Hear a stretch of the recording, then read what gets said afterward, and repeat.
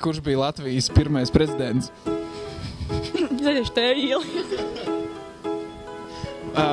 Šitā parasti notiek. Jānis Čakste. Čakste? Vienu leitnantu. Viņš nomira, viņam iešāva un viņu ietina.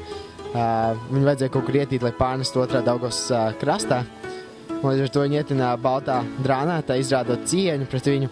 Un viņi pēc tam izņēma ārā un latviešiem vajadzēja uz ātru dabūt kādu karogu. Un tas bija pirmais, ko viņi atrada. Līdz ar to viņam abās pusēs bija asins, bet viņam bija iešauts tieši sānos.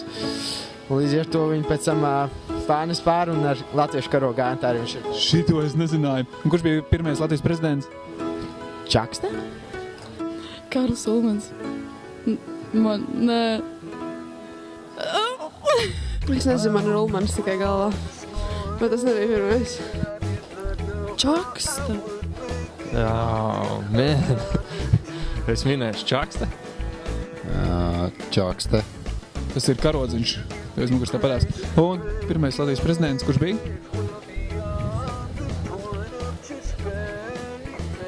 Čakste. Jānis Čakste. Kurš bija certais? Skaidrs nezinu, paldies. Nē, es zināju, Kārlis Ulmans.